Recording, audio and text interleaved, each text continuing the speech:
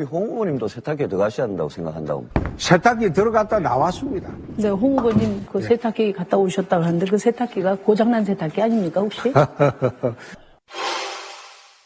꼭 그 옛날에 그 이정희 의원을 보는 기분입니다. 이정희 의원 지금 주적은 문재인 후보입니다. 뼛속까지 서민, 그건 저하고 같은데, 같은 흙수저 처지에 왜 제가 주적입니까? 친북 좌파이기 때문에. 노무현 정부 당시도 대선 때 돈 받았죠. 적게 받아도 있지만은. 예, 우리 그 차태기 정당에 뭐 다 대표도 하시고 하셨지 않습니까? 640만 불 그 노무현 대통령 뇌물수수할 때 같이 있으면서 그거 몰랐습니까? 지금 노무현 대통령이 뇌물 받았다고 말씀하신 겁니까? 그렇습니다. 예, 아닙니다. 그리고 그 말씀은 책임지셔야 합니다. 저가 대통령이 되면은 그동안에 부정 축제한 재산들 다 환수하고 대통령 될 리가 없으니까 그런 꿈은 안 꾸셔도 됩니다. 단설 유치원 설립은 억제하겠다. 그건 좀 모순되는 이야기 같이 보이고. 아닙니다. 하나만 더, 아닙니까? 네, 병설 유치원을 획기적으로 증가시키자는 겁니다. 강령에서 5.18 정신, 그리고 6.15 선언, 이런 거 다 삭제하자고 그렇게 주장하셨던 바 있지 않습니까? 그렇지 않습니다. 그때 잘못 알려진 흑색 선전이었습니다. 저를 적폐 세력의 지지를 받는다고 하셨는데요. 그것은 국민에 대한 모독 아니겠습니까? 국민들이 무슨 죄가 있습니까? 지금 국정농단 세력, 적폐 세력이 어디입니까? 구여권 정당들, 이게 적폐 세력 아닙니까? 자강론을 주장했습니다. 저는 연대 없이 끝까지 가겠다고 말씀드렸습니다. 김진태 의원 또는 윤상현 의원 이런 분들이 지지 발언하기도 하고요. 그랬죠. 그분 농객도 자기들 힘만 가지고는 안 되니 그 대리로 우리 안철수 후보 그 밀어주자 이렇게 하고 있는 거 아닙니까? 촛불 집회에 대해서 홍준표 북한이 후보도 우호적인 발언을 하면 그러면 촛불 집회에 나오신 일반 국민들이 북한과 가깝습니까? 아니 그래. 이거는 말이 안 되는 궤변입니다. 문 후보님이 손을 잡으면 전부 다 죄가 사해지고 저는 지지를 받으면 그러면 저는 적폐 세력이 되는 겁니까? 이번에 국정농단 이 사건에 관여한 사람이 누가 있습니까? 그런 식으로 덮어 씌우시면 안 되죠. 트위터가 진짜 언론입니다. 요즘에 이제 정치권에서 가장 많이 나오는 단어가 1+1입니다. 네. 안철수 씨의 카이스트 교수로 갈 때, 서울대 교수로 갈 때 부인을 같이 데리고 갔다. 부인의 교수 임용에 조건이 충족되지 않음에도 불구하고 특혜를 받았다. 이게 핵심이거든요. 카이스트는 300억대 그 기부자가 안철수 석좌 교수로 써라라고 이제 콕 집어줬기 때문에 압력 행사하는 사람이 분명히 있어요. 근데 서울대 채용에는 도대체 누가 국립대인 서울대에다가 안철수와 마누라를 꽂아라라고 지시를 했느냐. 요 부분을 밝혀야 된다는 거지. 그 당시에는 안철수는 무슨 정치를 하는 사람도 아니었고 그냥 콘서트 그랬잖아요. 다닐 때야. 콘서트. 그냥 힐링 콘서트 그랬잖아. 다닐 아니 근데 때. 어제 방송에 나간 이야기인데 당시에 안철수는 이명박 정권 내에서 굉장히 많은 것에 직책을 갖고 있었어요. 그렇죠. 그러니까 알고 보면 실세였죠, 숨어 실세. 있는 이명박 실세. 정권의 실세이기 때문에 카이스트건 서울대건 간에 그런 사람을 끌어오면 굉장히 많은 해당 학교에 특혜가 갈 수 있는 그러니까 그런 지금, 지점을 좀 노렸다고 보는 거죠. 그러니까 안철수 사모님만 문제가 아니고요. 1+1이라고 했는데 그 원이 더 문제입니다. 1년 서울대학교 교수하고 평생 연금까지 받는 교수가 됐잖아요. 이것 또한 이례적인 일입니다. 그런데도 불구하고 거기다 +1이 더 이 채용에 대한 비리, 부정 채용에 대한 의혹이 지금 제기되고 있어서 일파만파 퍼지고 있죠. 거기 +1이 또 있습니다. 84년도 당시에 동생이 현 대구 한의대학교에 다녔었는데 그 당시에 유급을 당할 위기가 있어갖고 성적 조작을 했다는 거예요. 그때부터 집안에서 이런 학교에다가 뭔가 압력을 행사하거나 돈으로 싸바르거나 해가지고 이 학사 행정을 지 멋대로 고쳐서 받은 이런 실적들이 지금 계속해서 검증 과정에서 추가로 드러나고 있는 거예요. 그때 상황을 복기해 보면 그 담당 교수가 학점을 60점을 줬는데요. 그거를 올리라고 학교에서 압력이 들어오니까 거절을 했는데 그 안철수 씨 동생의 부모님이 그러니까 안철수의 부모님이겠죠. 아니, 그러니까 안철수 씨 부모님이 아니라 그 동생의 부모님이 쇼핑백에 현금 다발을 담아가지고 왔었대요. 그래서 그 강사가 그걸 거절을 했었다고 하는데 그걸 이제 학교 당국이 그냥 올려서 조작을 그렇죠. 한 거예요. 그리고 그 강사는 해촉됐어요. 예. 근데 나중에 보니까 점수가 70점으로 돼 있더래. 그 강사 고발한 거지. 그런데 그때 당시에 더 심각한 게 이거는 정유라하고 똑같아요. 그렇게 성적을 올렸는데 그때는 졸업정원제가 있어가지고 입학은 좀 많이 뽑고 졸업정원을 딱 맞춰서 졸업시키니까 성적 미달자를 졸업을 안 시켜요. 그래서 그 당시에는 성적이 좀 안 좋다 싶으면 학기 중에 군대를 가거나 휴학을 했어요. 그렇게 억울함을 당한 사람들이 꽤 있었다는 거예요. 이제 안철수 본인 또는 본인 직계가족, 안철수에 의해서 만들어진 어떤 특혜들 같은 경우는 큰 판에 보면 제 생각이 바뀌어버렸어요, 최근에. 나름 정파성 없는 훌륭한 야권 후보였다는 처음에 그 안철수 느낌이 아니라 뭔가 정말로 기획돼서 커져온 그런 느낌을 받게 되는 부분이 있다는 거예요. 그러니까 이명박이 안철수를 키우고 실제로 대선 후보로 밀으려고 했던 정황까지 발견되고 그리고 그런 힘에 의해서 카이스트를 들어가고 또 카이스트에 교수 임명되고 하는 과정에서 교수 임명을 하게 되면 학교 내에 절차라는 게 있잖아요. 카이스트도 그렇고 서울대도 그렇고. 그런데 이를테면 김미경 교수 같은 경우는 서울대는 4월 19일 날 채용 계획을 수립했다고 하는데 김미경 씨는 3월 30일자로 지원서를 작성했다든지. 그리고 카이스트 재직 증명서도 이제 근무했다는 재직 증명서를 보내줘야 서울대에서 그걸 봤는데 그걸 또 한 달 앞두고 발급했다라든지. 이런 방식으로 보면 단지 그 교수 채용에 관련된 심사위원회 같은 걸 열 때 요식행위로 해버리고 서울대 안철수를 교수로 임명하는 데 있어갖고 그냥 김미경은 안철수가 내 부인 같이 일 안 하면 안 할 거야 이런 식으로 이제 어떤 협상 조건을 걸면 서울대가 그것을 무난히 통과시키는 방식으로 특혜를 줬다는 겁니다. 그렇죠. 조건부죠. 조건부 채용. 그러니까 그것은 서울대가 안철수를 1년짜리 교수로 채용하고 정치적, 경제적 어떤 이득을 취했는지는 아직 밝혀지지 않았죠. 하지만 그것도 지금 서울대는 국립대이기 때문에 이것도 청문회감이다. 그렇죠. 이런 식으로 서울대 교수들이 부정으로 채용되고 그럼으로 해서 서울대가 질적으로 하락하고 그다음에 수년 동안 비정규직 교수로 있다가 정규직을 바라는 교수들의 박탈감 이런 걸 생각해 보면 이것만 놓고도 사실은 청문회를 한번 더 해야 된다라는 정도의 심각한 문제다. 이왕이면 특검으로 가. 네. 이 부분이 어제까지만 해도 민주당에서 제기한 의혹에 대해서 해명을 해라라는 의도였었는데 주승용 씨가 명예훼손 운운하면서 딴지를 걸었죠. 그래서 오늘 민주당에서 긴급하게 브리핑을 또 가졌습니다. 그 내용이 뭐냐면 이번에는 아주 확정적인 증거들이에요. 그러니까 첫 번째가 김미경 교수의 부교수 경력이 8년이라는 것은 8년이라고 하는 거는 이건 허위 사실이고요. 그 채용계획 세우기 한 달 전부터 추천서를 이메일로 3건을 받았어요. 그러니까 된다라는 것을 알고 있었다는 거잖아요. 예. 그다음에 학술 연구와 관계없는 조선일보에 기고한 에세이 칼럼을 연구실적으로 제출했고요. 단독 저자라고 발표한 영문 저서가 5페이지짜리인데 그나마 3페이지는 미국 법조문을 카피해 놓은 거고요. 2페이지 쓰고 내가 책 한 권 냈다라고 네. 얘기했다는 거 아니야. 그 전공하고 또 무관한 공저 창업 가이드북을 연구실적으로 게재했고요. 이거 지금 파도 한도 없이 나오고 있어요. 이거는 거의 확정적으로 나온 증거 자료이기 때문에 이거는 정말 청문회나 특검 대상으로 들어갈 수 있을 만큼 큰 사건인 거거든요. 근데 이 안철수 측의 태도는 서울대 가서 물어봐. 내가 뭔 죄야. 취업시켜준 서울대에서 알아서 했겠지. 나는 규정대로 다 했어. 이러고 발뺌을 한다는 거야. 모든 의혹에 이따위 식으로 접근을 하네, 안철수는. 근데 뭐 본인이 그런 걸 요구하지 않았으면 그런 일이 벌어졌을 이유가 없잖아요. 이 사건은 명백하게 카이스트나 서울대가 안철수를 데려가는 문제하고는 또 다른 문제입니다. 부인에 대해서 특혜를 줬다라고 하는 부분은. 그렇죠. 예. 근데 이제 그 서울대 입장에서는 뭔가 안철수를 교수로 땡기고 싶은 굉장한 어떤 욕구가 있었다는 동기가 거잖아요. 있어요, 동기가. 그러니까 안철수가 이를테면 교수로 땡기는 게 되게 탐이 나는 거야. 그런데 같이 김미경 교수도 같이 해줘라고 하는 거에도 응할 만큼 그것에 뭔가 왜 그런지는 모르겠으나 그 사람을 꼭 모셔오고 싶었던 어떤 이유가 있었다는 거 아니겠어요?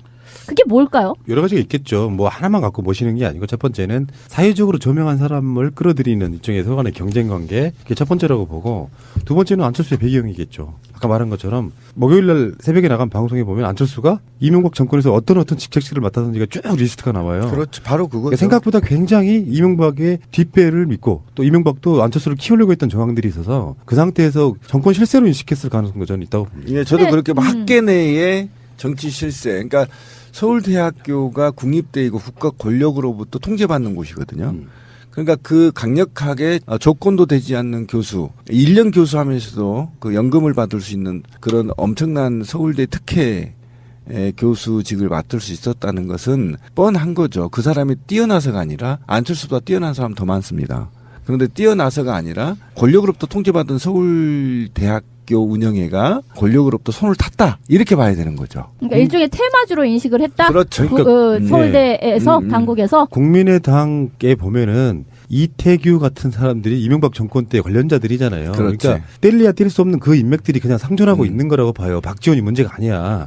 박지원은 박지원대로 다른 의미가 있는 거고 그렇게 보고 또 거기다가 이제 또 다른 범죄성이 있다고 하면 정문술 같이 안철수를 이제 카이스트로 끌어들인 그런 사람들은 자기 안철수와의 관계를 나중에는 주가 조작으로 의심되는 그래서 한 400억 정도 땡겨먹는 그런까지 활용되는 그런 문제가 있기 때문에 제가 오죽했으면 그런 이야기 했어요. 야, 이쪽이 안 있길래 얼마나 다행인가. 요거 이런 식으로 그러니까 우리가 안철수가 야당에 있을 때요. 변희재 같은 유들이 계속 안철수에 대해서 강용석이 계속 뭔가를 제기할 때 홈집내려고 하고 있네 하고 들여다보지도 않았던 내용들을 들여다보니까 허걱 그쪽에서는 누가 그런 말 했잖아요. 안철수를 진짜로 알게 되면 정치권 떠나야 된다라고 얘기할 정도의 얘기가 나온 거는 분명히 그런 이유가 있다고 보는 그렇죠. 거죠. 만약에 이 안철수가 더불어민주당의 후보였고 적폐청산의 주역이 됐었다면 중도하차예요. 예, 이거 중도하차. 쫄망하는 거죠. 예. 지금 여러 가지 나열을 제가 안 했는데 최근에 불거진 의혹 그리고 실수를 나열하면 끝입니다. 선거법 위반도 돼 있고요. 그러니까 이 정도로 형편없었다는 것을 이제 증명해 가는 그나마 다행이다. 딸내미 재산 문제도 사실은 굉장히 중요한 관점에서 다시 살펴볼 필요가 있어요. 지금 뭐 2012년도하고 17년 이번 17년도 재산해서 뭐 1억 좀 넘게 지금 있어 뭐 어쩌라고 뭐 이런 식으로 나는 증명했다고 얘기를 하고 있는데 그러니까 일단 부동산이나 주식 같은 것은 없다. 그리고 본인이 벌었다. 그리고 1억 조금 넘는 정도가 있고 자동차 한 대 있다. 그렇게 그러니까 얘기를 한 거죠. 15년 동안 어찌됐건 유학생활 했잖아. 돈을 썼을 거란 말이야. 집값만 1년에 27만 불 썼다 뭐 이런 얘기도 있긴 한데 뭐 기숙사에 있었다는 얘기도 있고. 근데 중요한 건 누군가 돈을 보냈잖아. 이 돈이 어떻게 건너갔는지에 대한 그 과정이 투명하게 밝혀져야 된다는 그러니까 얘기야. 지금 이게 서류로 나온 게 아니고 특정 당직자가 얘 재산은 1억 1,000만 원 정도 된대 이거거든요. 그러니까. 근데 그 과정 중에 안철수와 그 회사인 안랩이 적극적으로 관여했을 것 같은 징후를 보이는 부분이 2013년도부터 안랩이 캘리포니아에다가 미 지사를 세웠단 말이야. 이때가 스탠포드 대학원 딱 입학할 때야.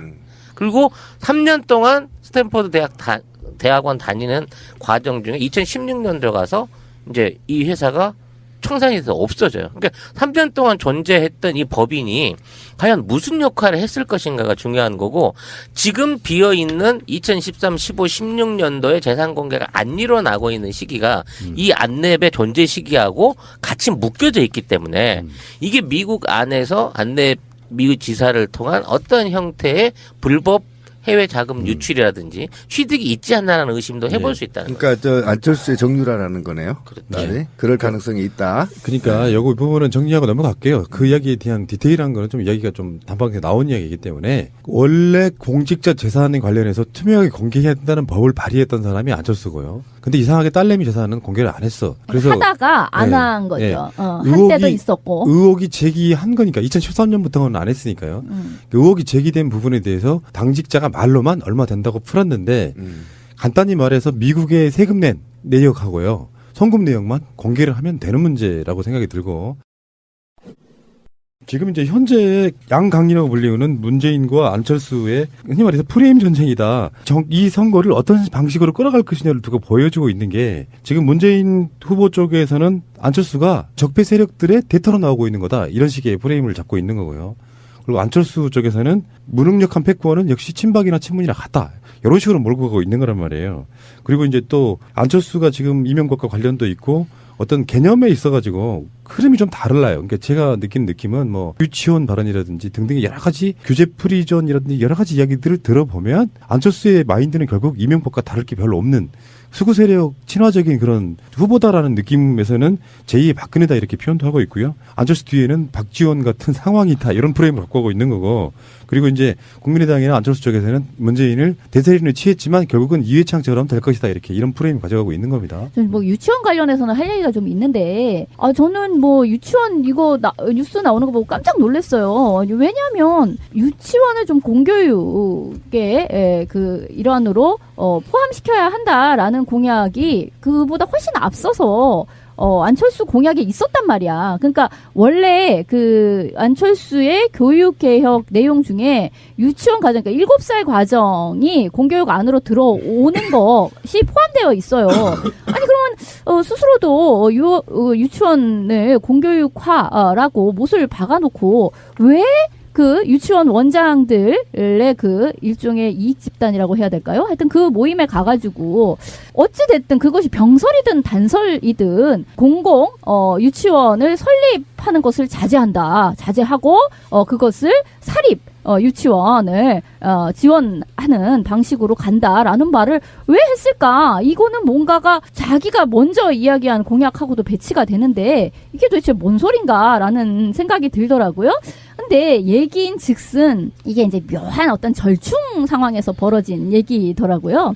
그러니까 병설이냐 단설이냐 이거는 뭐 중요하지 않아요. 병설이 됐든 단설이 됐든 그거는 공교육을 늘려야 하는 게 맞고 병설이 더 좋냐 단설이 더 좋냐라는 거에 대해서는 사실 단설이 더 좋죠. 그러니까 무슨 소리냐면 병설은 초등학교에 그 유치원이 같이 있는 거를 얘기하는 거예요. 그러니까 지금 물론 병설이 사립 유치원에 비하면 훨씬 싸고 좋은 거 맞아요. 좋은 거 맞는데 그거보다는 제일로 좋은 거는 단설. 그러니까 유치원만 띵 있는 거. 공공 유치원만 따로 부지도 있고 건물도 있고 해가지고 있는 거. 그게 제일로 좋죠. 근데 그거는 만들려고 하면 많은 예산이 들어가죠. 부지 확보도 있어야 되겠고.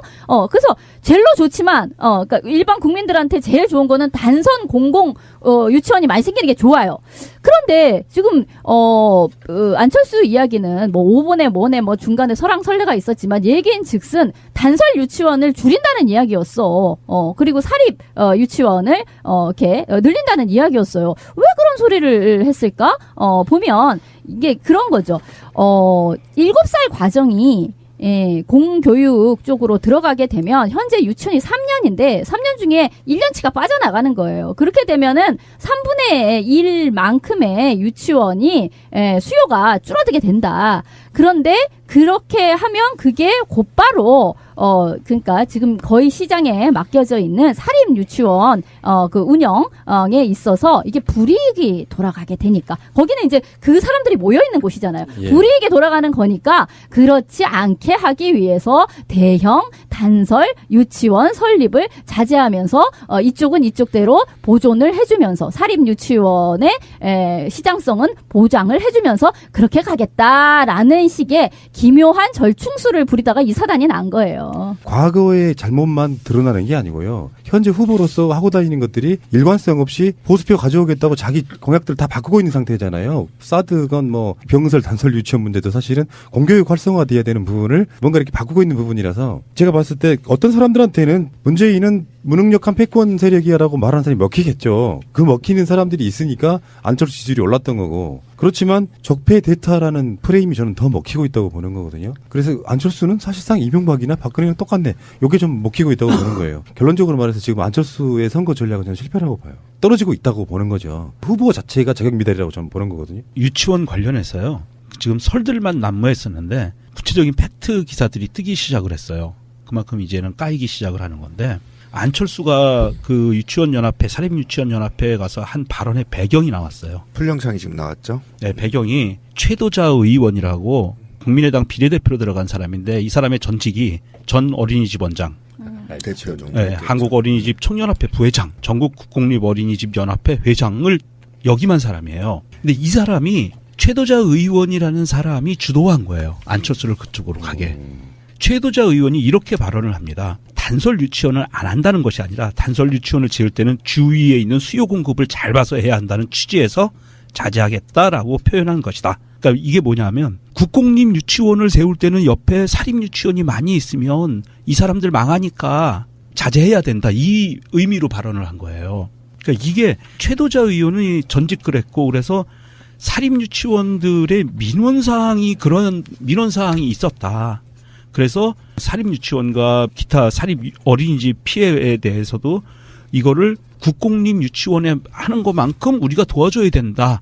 이런 취지였던 거예요. 이거 좀 위험한 사람이더라고요. 그런데 더 큰 문제는 뭐냐면 단설이든 사립이든 다 국가가 지원금을 줘요. 주죠. 예. 지금은 이제 누리과정이라는 게 그렇죠. 국가에서 그렇기 때문에 그게 제가 말하고 싶은 그거예요. 안철수가 문재인을 공격할 때 뭐라고 공격을 했냐면요. 보고 있지 말고 끝장 토론하자고 외쳤잖아요.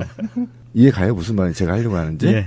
예, 끝장 토론을 할 사람이 못 되면서 끝장 토론을 하겠다고 지금 나서서 이 사단을 내는 겁니다. 안 받을 걸 아니까. 예, 내용을 제대로 알지도 못하면서 그것이 무엇인지도 못하고 그냥 그 협회 부회장 출신 의원이 시키니까 그대로 읽어버린 겁니다. 그러니까 결국은 공공유치원 같은 걸 축소시키고 사립유치원의 수입을 보장하겠다는 그 얘기한 거예요. 무슨 뭐 잘못된 겁니까? 아니 잘못보다도 유치원이 말씀하신 것처럼 누리과정에서 국가에서 돈이 들어가는 거란 말이에요. 사립에서도 이게 의료하고도 상당히 좀 비슷해요. 뭐냐면 한국의 의료가 다른 나라에 비해서 공공성이 굉장히 떨어지잖아요. 그러니까 공공병원이 되게 적잖아. 다 민간에 의해 가지고 돌아가잖아. 그런데 어쨌든 공보험에서 돈은 민간이든 국립이든 다 들어간단 말이에요. 지금 이 상황에서 공공 그 의료기관을 늘려야 돼라고 얘기를 하면 그래? 그러면 띠칸이 만약에 하나 세운다라고 했을 때 주위에 다른 민간 병원들이 반발을 할 수 있단 말이야.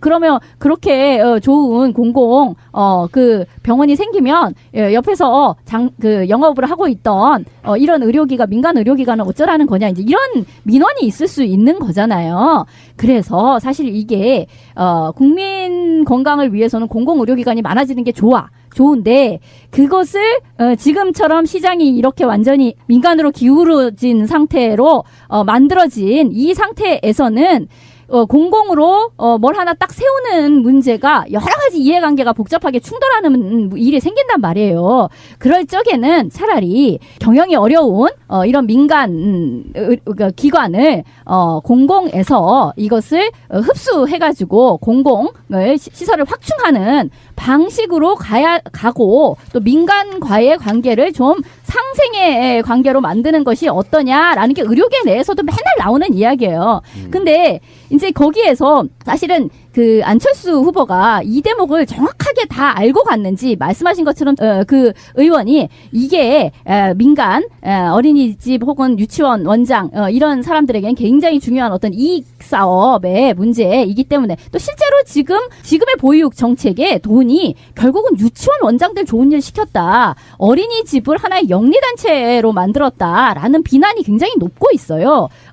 그 엄마들을 위해서는 좋은 일이 별로 없고 이게 순전히 그 유치원 어린이집 운영하는 사람들 호주머니로 다 들어갔다라는 비난이 굉장히 높은데 이런 등등의 문제에서 의원이 이렇게 짜 맞춰준 정도의 이야기를 할 수 없는 상황에서 그 이야기 자기가 원래 그 정책 자기가 원래 가지고 있었던 정책의 취지는 사실은 그 자리하고는 충돌하는 거예요. 그 상황에서 이상한 어떤 절충적 방식의 이야기를 해놓고 그게 문제가 되니까 아니야 병설이 아니고 단설이고 어쩌고 이렇게 얘기가 되는 거예요. 그러니까 제가 지금. 지민이 한마디 해줄게요. 캐나다는요 7살에 초등학교 들어가는데요 2년 동안 병설에서만 무상으로 국가가 다 책임져요. 그러니까 선진국 그렇게 간다고요. 그러니까 그렇게 가겠다고 지가 전체 공약을 내놨어. 근데 이건 충돌되는 거란 말이에요. 그렇죠. 여기서 이제 진짜로 선거전이 들어갔다라고 보는 거예요. 안철수는 사실상 검증된 상태가 아닌 상태잖아요. 그러니까 민주당은 투트랙으로 가는 겁니다. 검증이란 이름하에 안철수의 비리를 쾌적해내는 방식과 결국에는 겉으로 드러날 때는 이제 정책 선거 가자. 왜 이렇게 네거티브로만 가느냐. 이렇게 가고 있는 건데 사실 문재인은 뭐 여러 가지 뭐 자잘한 몇 가지가 있긴 하지만 디테일하게 계속 깔 수 있는 문제가 사실 없는 상태가 돼버린 거예요. 그러니까 프레임 싸움이라고 하는 게 문재인을 무능한 패권 세력으로 본다거나 또는 제2창이 될 거라고 하는 되게 담론적인 얘기잖아요. 디테일이 없는 얘기잖아. 그러니까 깔 게 없다는 반증이 되는 거고 더불어민주당에서 하는 선거 전략은 분명히 안철수의 약점을 집요하게 공격하면서 한쪽으로는 우리 정책 선거로 가자 해서 지금 언론들을 보면요. 문재인 후보의 정책들이 굉장히 센 것들이 지금 계속 나오고 있는데 예. 그쪽 프레임에 의해서 자꾸 네거티브만 공방이 되기 시작하면 결국엔 정치 현무증으로밖에 안 가요. 그러니까 선거 프레임 자체가 지금 안철수 후보라고 하는 사람의 사실상 그 지지력과 취약성 때문에 국민의당이 상당히 곤란한 지경에 지금 멈춰져 있는 거고요. 유치원 공약 문제만 해도 바로 여기서 이제 문재인과 안철수의 대비점이 나오는데 예. 문재인은 또 어디 가서 절대 안 들어줄 공약을 들어주겠다고 말하지 않아요. 하다못해 이재명의 그 기본소득도 만나가지고 이재명 시장이 있고 화해 자리에서 기본소득 받아주시면 안 될까요? 했는데 문재인이 뭐라 그랬냐면 못 받지. 현재로서는 받기가 어렵지만 최대한 반영하도록 노력하겠다 이렇게 얘기하는 거야. 근데 안철수는 가가지고 또 생뚱맞게 지 공약이 뭔지도 모르고 그냥 발표한 거거든요. 이게 지금 안철수의 검증 과정이 대선 끝날 때까지 이어진다고 보시면 되죠. 여기서 이제 중요한 거는 문과 안은 서로가 서로를 패권주의와 적폐 세력으로 구분해서 때리고 있는데 홍준표의 프레임이 바뀐 거예요. 지방선거를 지나오면서부터 문과 안은 한 몸이다 하고 세트화를 시켜가지고 한꺼번에 까는 전략으로 지금 1+1으로 이거 나가고 있거든. 이게 대선 토론, 공개 토론회 같은 데 나와가지고도 호남 1, 2중대 아니냐 니들 이런 식으로 이제 공략을 하는 거를 일종의 그 소싱으로 간 거야. 이게 보수층에 대한 어떤 자신감이 있어서 하는 얘기일 수도 있지만 안철수를 은근슬쩍 문재인에게 밀어 넣으면서 둘을 싸잡아서 좌파로 몰고 가는 거죠. 안철수가 갖고 있는 기존의 적폐 세력이 저는 일부라고 봅니다. 그동안의 기득권 세력으로 살아왔고 지금 그런 비리들이 하나씩 밝혀지고 있는 겁니다. 그래서 지금 지지율이 떨어지고 있고 그런데 이 프레임이 잘못됐습니다. 그러니까 장미 대선이라는 이름부터가 잘못된 겁니다. 이건 촛불 대선이야 맞는 것이고요. 누가 먼저 적폐를 청산할 수 있는지에서 아젠다를 내놨어야 되는데 안철수가 네거티브로 먼저 시작하면서 문 캠프도 사실상 네거티브를 할 수밖에 없는 투트랙으로 갈 수밖에 없는 이 프레임에 말려 있다는 거예요. 그래서 저는 이 프레임이 안철수가 오히려 예를 들면 하나만 말씀드려 볼게요. 안철수가 지금 발언 중에 가장 제가 충격 먹은 게 나는 촛불 집회도 안 가고 애국 집회, 태극기 집회도 안 갔다라는 발언인 거잖아요. 이 발언은 정말 충격에 빠졌거든요. 지금 뭐냐면 바로 적폐 청산의 대선이어야 되는데 그리고 그것이 무엇의 적폐를 어떻게 청산할 것이냐가 이번에 대선에 논쟁이 돼야 되는데 안철수가 네거티브를 시작하면서 사실상 아까 우리 권 PD가 얘기한 문캠프에서는 투트랙으로 갈 수밖에 없어서 오히려 일부의 안철수의 프레임에 지금 말리는 게 아니냐라는 우려가 있다라는 거예요. 그래서 오히려 더 정책 선거로 지금 아젠다를 끌고 가야 될 문 후보 측의 위기가 지금 있는 거죠. 자, 이제 지금 현재 뭐 우리가 접근하기 쉬운 유치원 문제라든지 딸 문제라든지 부인 문제 같은 경우는 사실 접근하기 쉬워요. 욕하기도 쉽고. 근데 어쩌면 제가 생각했을 때는요. BW 같은 이름하여 신주 인수권 부사체. 이게 90년대 말에 굉장히 우리나라 재계를 뜨겁게 달군 재산 증식 방법 중에 최고봉이었어요. 아, 그래요? 예. 스킬이었어, 이게? 스킬이었어요. 굉장히 큰 스킬이었고요. 회사에서 지금 주식값이 5,000원인데 평가액 말고요.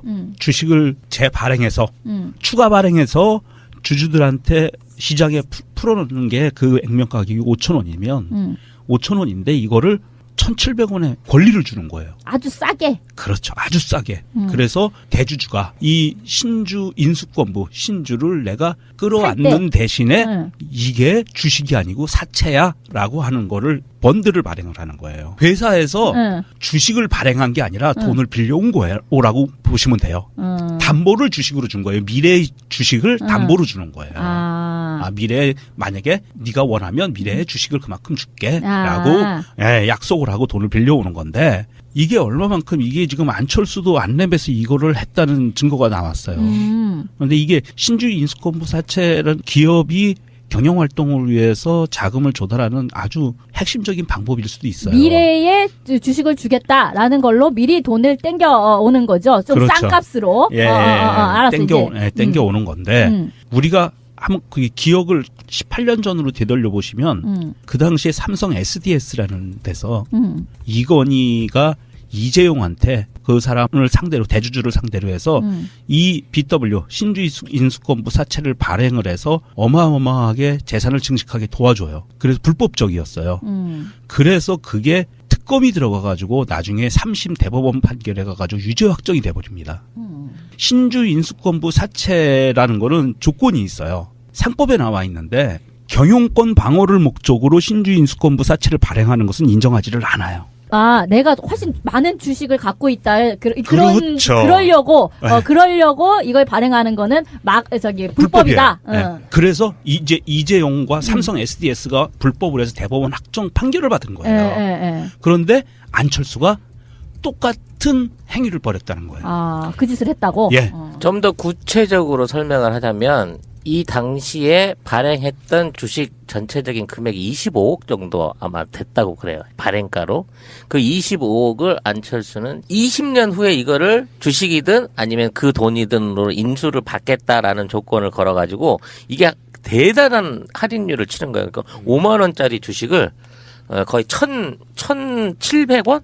이 정도 금액의 인수를 합니다. 그러니까 그 당시에 25억이라는 돈을 집어넣어 놓고 잠정적으로는 그 주식 한 주를 내가 20년 후에 바꿀 때 그때 가서 바꿀 거니까 지금은 1,700원에 주는 거야. 내가 장기로 20년 동안 공짜로 회사에 준 거야 라는 식으로 해서 이 돈을 집어넣은 거죠. 그러니까 회사가 잘 되면 이거는 나중에 엄청 막 불어나게 되는 거예요. 불어나게 될 수도 있고 망하면 쫄망할 수도 있는 거지. 거고. 그러니까 그 상황에서 이제 자기가 인수를 해갖고 이걸 다 가져간 거야. 문제는 이 신주 인수권부 사채를 발행하고 난 4개월 후에 안철수하고 친한 나래 이동통신 회사 사장이 안철수의 주식을 무려 23억 원어치를 사줘요. 근데 이게 당시 시가의 4배인 거야. 이 주식을 안철수에서 샀는지 어디서 샀는지 모르지만 장외 거래를 통해 가지고 23억 원어치의 주식을 당시 시세의 4배를 주고 사준단 말이야. 그러니까 이 과정에서 이 돈이 사실은 안철수한테 일종의 특혜로 주어진 돈이라고 보는 거고 안철수는 이 돈에다 자기 돈을 좀 보태가지고 25억 넘는 BW 자금을 집어넣었다라는 게 지금부터 의혹의 한 가지 고리인 거거든. 그러니까 결국은 회사 주식 가지고 자기는 1,700원에 사면서 그 주식을 다른 데다가는 20만 원 주고 판 거야. 그러니까 이게 원래 목적이 자금력이 별로 없는 회사가 자금력을 갖추기 위해서 발행하는 건데 이게 이제 편법으로 자기들이 경영권 행사를 목적으로 써먹는다는 게 문제잖아요. 사실은 예, 법으로 금지되어 있는 거를 공공연하게 했다는 거죠. 그 당시에 그 유행이기도 했는데 유행이었다고 불법이 합법이 되는 건 아니죠. 그러니까 2012년도에 이 BW 이야기가 막 나오려고 하는데 안철수가 사퇴를 해버린 거예요. 그러니까 털다가 에이씨 뭐 중요한 후보도 아닌 게 돼버린 상태라서 숙명적으로 이 BW 문제는 이번 대선에 나올 수밖에 없는 이야기였다 이렇게 보시면 되죠. 안철수 그러니까 개인이 이 BW를 통해서 축적했을 것으로 보이는 돈이 300억이에요. 300억 정도를 땡긴 걸로 지금 계산이 되고 있는데 실제 얼마만한 규모, 그러니까 이 BW만 했던 요 주식만 갖고 25억으로 300억을 번 거잖아요. 그러니까 그 이외에 다른 원래 갖고 있었던 소유주라든지 이런 것들을 활용해서 얼마만큼 돈을 벌었을까 이건 알 수가 없어. 왜냐하면 안철수가 대선에 출마하기만 하면 안 내면 15만 원까지 올라갔거든.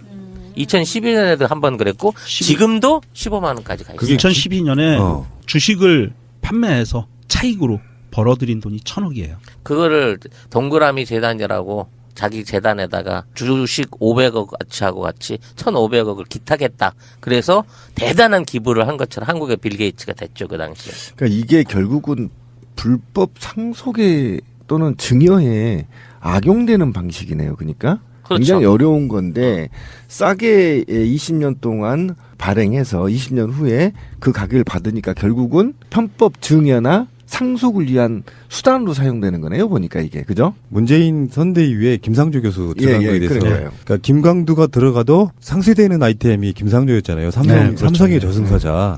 이 양반이 한 이야기를 잠깐 읽어볼게요. 1999년부터 2000년 사이에 우리나라 기업들은 100개가 넘는 BW와 수많은 전환 사채를 발행했는데 그 흔히 말하는 CD라고 불리는 거 대부분이 자금 조달 목적이 아닌 헐값 발행에 혐의가 있었다. 당시 금융회사에서는 BW와 CD를 전문적으로 발행해주는 기획 마케팅까지 했던 분위기를 감안하면 안내 BW가 공정한 발행이었다고 주장하기 어렵다.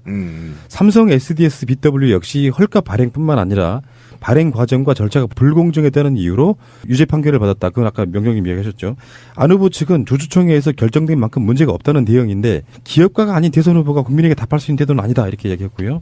또 당시 주주가 6명이라는 사실만 알려지고 정확한 주주 명단도 밝혀지지 않았다. 과연 주주가 누구였는지 실제로 주주총회를 열었는지 개최했다면 주주총회 의사록을 다 공개해야 된다 이렇게 얘기를 하고 있는데요. 이건 실제로 문제가 될 것 같아요. 엄청난 거죠. 왜냐하면 지금 이 시기도 99년도에 삼성 SDS BW 저가 발행 그 유죄 판결을 받았다는 것도 99년도에 있었던 일인데 같은 해에. 이 같은 해에 있었던 일인 거예요. 그러니까 쌍둥이 사건 같은 거예요.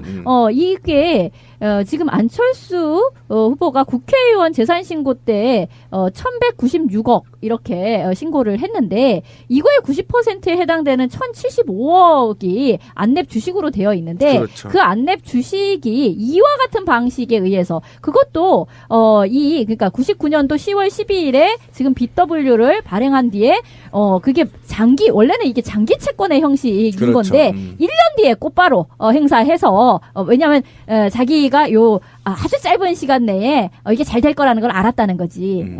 핵심적인 정보는 자기가 주식의 알고 있는 90%를, 거고. 예, 그런 당시. 식으로 행사해서 얻은 거기 때문에 안철수의 부자 되기 스킬은 여기에 있었던 것이다. 그렇지. 이런 거잖아요. 뻥튀기를 한 거지. 불법으로. 그러니까 이게 당시에는 많은 기업들 사이에서 뭐 삼성 SDS뿐만 아니라 뭐 여러 군데에서도 있었던 일인 거는 맞는데 이게 기업 지금 그래서 이제 김상조 이분의 말은 그게 당시 기업하던 사람들 사이에서 많이 했던 거야. 이렇게 무책임하게 얘기를 하지 말고 정치인으로서 대선 후보로서 이게 과연 잘못된 일이냐 잘된 일이냐를 얘기를 해봐라 이런 건데 이거는 정말 아다리인데 이거 재벌가가 얘긴데. 요게 아까 나왔던 카이스트의 정문술 미래산업 회장 이런 것처럼 이제 사실 우리나라가 저도 주식에 대해서는 조금 그걸 좀 갖고 있는 사람이에요. 돈을 벌 수 있는 건 그냥 코스닥이었어요. 코스닥에서 돈을 주로 벌어댔잖아요. 상장이 되기 전에 굉장히 인기가 있고 뭔가 사회적으로 반향이 있으면 그걸로 돈을 뻥튀겨서 벌었단 말이에요. 그런 방식으로 돈을 벌어서 정문술 미래산업 회장 같은 경우도 안철수 때문에 순전하게 400억을 버는 거잖아요. 기부한 돈보다 더 벌어버렸어. 카이스트에. 근데요, 필연적으로 안철수처럼 같은 벤처기업이지만 성공한 벤처기업의 이미지를 갖고 있는 신화처럼 보이는 거지 않습니까? 실제로 지금 주식값으로만 따지면 대기업에 빌접할 만한 정도가 됐는데 여기서 계속해서 사실은 주가 조작 같은 내용들이 등장하는 거예요. 실제로 그 기업이 얼마나 대단한 실제로 올리느냐가 중요한 게 아니라 중요한 인물 하나를 중심에 포스트해 놓고 그 사람을 이용해 모은 세력들이 치고 빠지고 하는데 사실 알고 봤더니 안철수도 가장 수혜자이더라. 이런 거고 주가가 관련돼 있어서 이렇게 출렁출렁하면은 결국에 개미 투자자들은 다 쪽박차는 상태가 되는 거예요. 맞아요. 네. 네. 포인트는 그겁니다. 개미 투자자가 당한다는 거죠. 자, 그렇죠. 문제는 그 당시에 이 부분이 어떤 조사 대상이 될 수 있거나 시비거리가 될 수 있는 시점에서 딱 그 불법으로 취득할 수 있었던 재산만큼의 자산을 사회에 기부하겠다고 통 크게 던진 거죠. 근데 이게 사회에 기부한 게 아니라 우리 청계재단처럼 동그라미 재단이라고 하는 재단을 만들어서 거기다 기부를 한 거예요. 지꺼. 근데 그 동그라미 재단은 지금까지 별다르게 한 게 없어. 중소기업 상생을 위해서 투자를 하고 지원을 하기 위해서 설립을 했다고 하는 1,000억이 지금 기부한 게 1,500억이었는데 지금 남아있는 재산이 한 1,000억 된다고 하는데 이것도 500억 어디 빠졌는지 모르겠어. 지금 딸 문제 때문에 불거진 게 재산 공개 때문이잖아요. 그렇죠. 그래서 공개된 게 1,196억 원이에요. 그러니까 이 정도 자산을 갖고 있는 재단이 미르보다 훨씬 큰 거잖아. 그런데도 불구하고 한 게 없다니까 지난 5년 동안. 근데 성숙한 민주주의는요. 재벌가에게 권력을 주지 않습니다. 그래서 안철수 후보가 검증 과정이니까 사실 저는 성향상으로 보면은 당연히 문재인 후보를 지지하겠지만 안철수도 상당히 소중한 자산이라고 생각했던 사람이에요. 근데 내용 들어가 보니까 이런 스킬로 보면은 BW 문제는 BBK랑 비슷한 거 아니야? 어떻게 보면. 그러니까 하는 짓들이 다 대부분 이명박과 좀 유사한 거를 담고 있어. 아까 재단까지도 그렇잖아요. 그러니까 청계재단처럼 공공재단에 던져서 재산을 또 은닉하는. 혹시 몰라요. 과외 선생이 같은 사람일지. 그럴 수도 있지. 그럴 수도 있지. 근데 안철수가 대선 후보 등록하는 날이 4월 15일, 16일이거든요.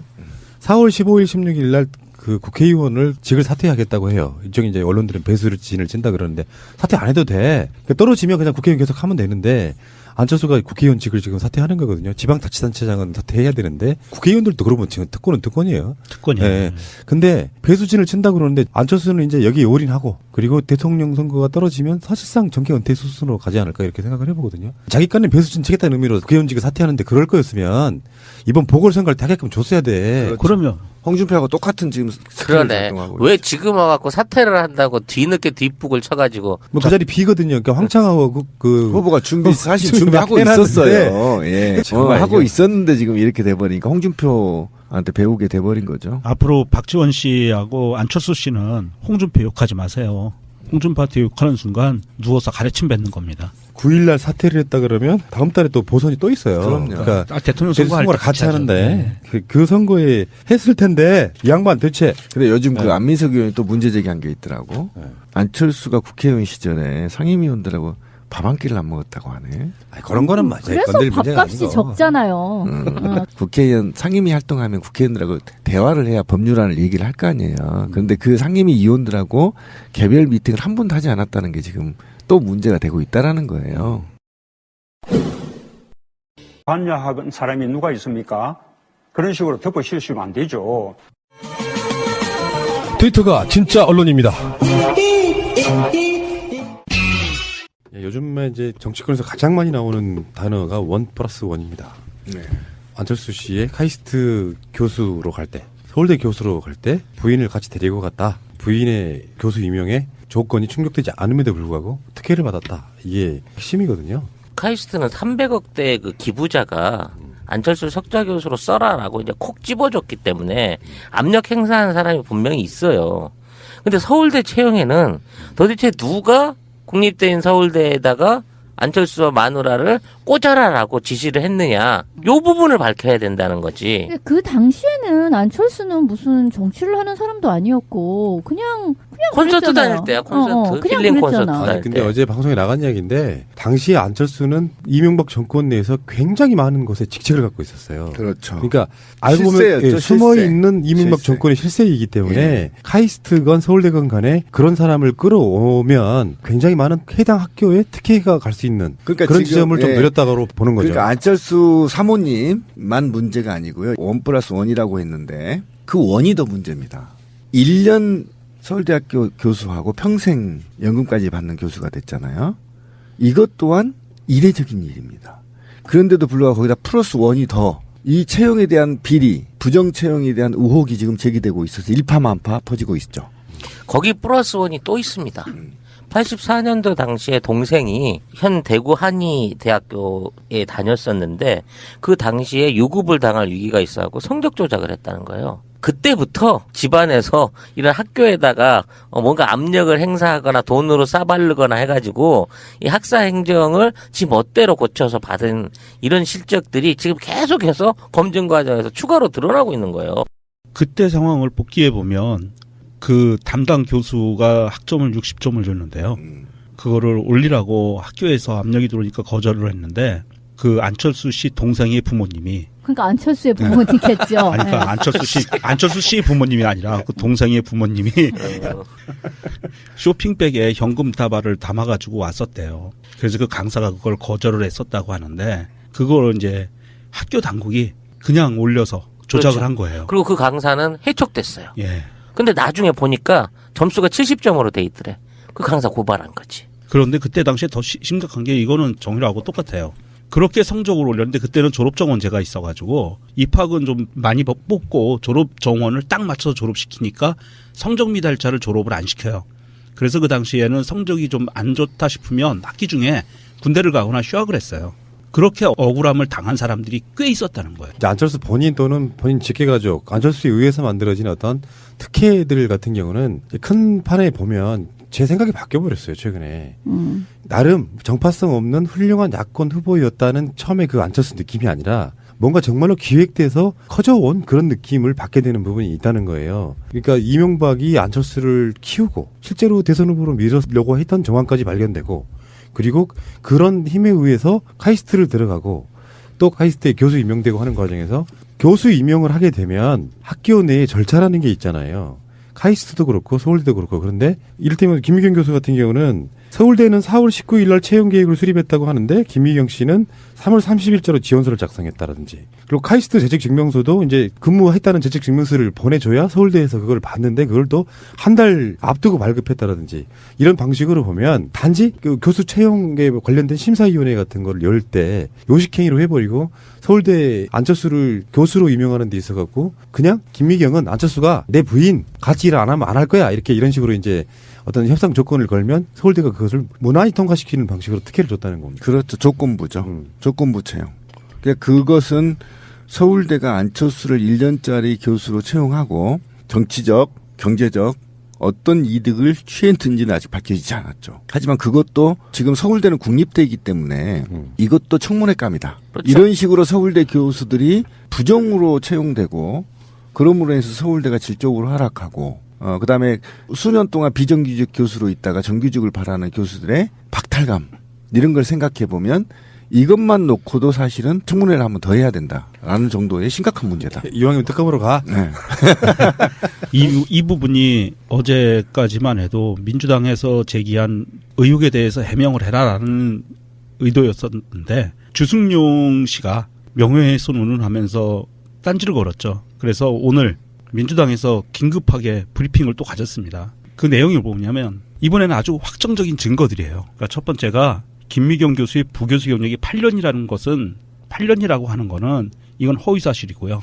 그 채용계획 세우기 한 달 전부터 추천서를 이메일로 3건을 받았어요. 그러니까 된다라는 것을 알고 있었다는 거잖아요. 예. 그다음에 학술연구와 관계없는 조선일보에 기고한 에세이 칼럼을 연구실적으로 제출했고요.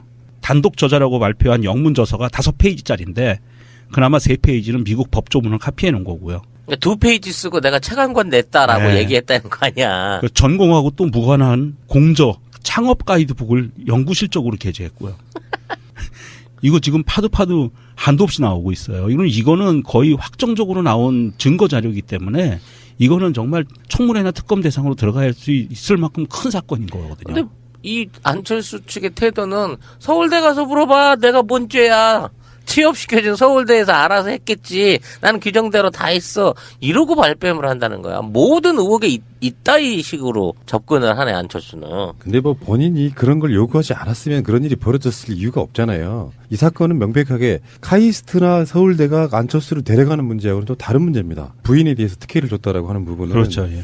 근데 이제 그 서울대 입장에서는 뭔가 안철수를 교수로 땡기고 싶은 굉장한 어떤 욕구가 있었다는 동기가 거잖아요. 있어요, 동기가. 그러니까 안철수가 이를테면 교수로 땡기는 게 되게 탐이 나는 거야. 그런데 같이 김미경 교수도 같이 해줘라고 하는 거에도 응할 만큼 그것에 뭔가 왜 그런지는 모르겠으나 그 사람을 꼭 모셔오고 싶었던 어떤 이유가 있었다는 거 아니겠어요? 그게 뭘까요? 여러 가지가 있겠죠. 뭐 하나만 갖고 모시는 게 아니고 첫 번째는 사회적으로 저명한 사람을 끌어들이는 일종의 간의 경쟁 관계. 그게 첫 번째라고 보고 두 번째는 안철수의 배경이겠죠. 아까 말한 것처럼 목요일 날 새벽에 나간 방송에 보면 안철수가 이명박 정권에서 어떤 직책들을 맡았는지가 쭉 리스트가 나와요. 그렇죠. 바로 그거죠. 그러니까 생각보다 굉장히 이명박의 뒷배를 믿고 또 이명박도 안철수를 키우려고 했던 정황들이 있어서 그 상태에서 정권 실세로 인식했을 가능성도 저는 있다고 봅니다. 예, 저도 그렇게 학계 내에 정치 실세. 그러니까 서울대학교가 국립대이고 국가 권력으로부터 통제받는 곳이거든요. 그러니까 그 강력하게 조건도 되지 않는 교수, 1년 교수하면서도 그 연금을 받을 수 있는 그런 엄청난 서울대 특혜 교수직을 맡을 수 있었다는 것은 뻔한 거죠. 그 사람이 뛰어나서가 아니라 안철수보다 뛰어난 사람 더 많습니다. 그런데 뛰어나서가 아니라 권력으로부터 통제받은 서울대학교 운영회가 권력으로부터 손을 탔다. 이렇게 봐야 되는 거죠. 그러니까 일종의 테마주로 인식을 했다. 그렇죠. 서울대에서 당국에서 국민의당에 보면은 이태규 같은 사람들이 이명박 정권 때 관련자들이잖아요. 그렇지. 그러니까 뗄래야 뗄 수 없는 그 인맥들이 그냥 상존하고 있는 거라고 봐요. 박지원이 문제가 아니야. 박지원은 박지원대로 다른 의미가 있는 거고 그렇게 보고 또 거기다가 이제 또 다른 범죄성이 있다고 하면 정문술 같이 안철수를 이제 카이스트로 끌어들인 그런 사람들은 자기 안철수와의 관계를 나중에는 주가 조작으로 의심되는 그래서 한 400억 정도 땡겨 먹는 그런까지 활용되는 그런 문제가 있기 때문에 제가 오죽했으면 그런 이야기 했어요. 야, 이쪽이 안 있길래 얼마나 다행인가. 요거 이런 식으로 그러니까 우리가 안철수가 야당에 있을 때요. 변희재 같은 유들이 계속 안철수에 대해서 강용석이 계속 뭔가를 제기할 때 홈집 내려고 하고 있네 하고 들여다보지도 않았던 내용들을 들여다보니까 허걱 그쪽에서는 누가 그런 말 했잖아요. 안철수를 진짜로 알게 되면 정치권 떠나야 된다라고 얘기할 정도의 얘기가 나온 거는 분명히 그런 이유가 있다고 보는 그렇죠. 거죠. 만약에 이 안철수가 더불어민주당의 후보였고 적폐청산의 주역이 됐었다면 중도 하차예요. 예, 이거 중도 하차. 쫄망하는 거죠. 예. 지금 여러 가지 나열을 지금 제가 안 했는데 최근에 불거진 의혹 그리고 실수를 나열하면 끝입니다. 선거법 위반도 돼 있고요. 그러니까 이 정도로 형편없었다는 것을 이제 증명해 가는 그나마 다행이다. 딸내미 재산 문제도 사실은 굉장히 중요한 관점에서 다시 살펴볼 필요가 있어요.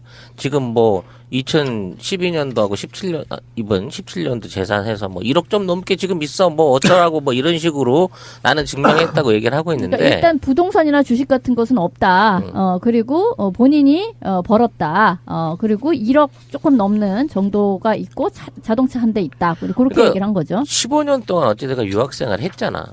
돈을 썼을 거란 말이야. 집값만 1년에 27만 불 썼다 뭐 이런 얘기도 있긴 한데 뭐 기숙사에 있었다는 얘기도 있고. 근데 중요한 건 누군가 돈을 보냈잖아. 이 돈이 어떻게 건너갔는지에 대한 그 과정이 투명하게 밝혀져야 된다는 거예요. 그러니까 지금 이게 서류로 나온 게 아니고 특정 당직자가 얘 재산은 1억 1,000만 원 정도 된대 이거거든요. 그러니까. 근데 그 과정 중에 안철수와 그 회사인 안랩이 적극적으로 관여했을 것 같은 징후를 보이는 부분이 2013년도부터 안랩이 캘리포니아에다가 미 지사를 세웠단 말이에요. 이때가 스탠포드 대학원 딱 입학할 때야.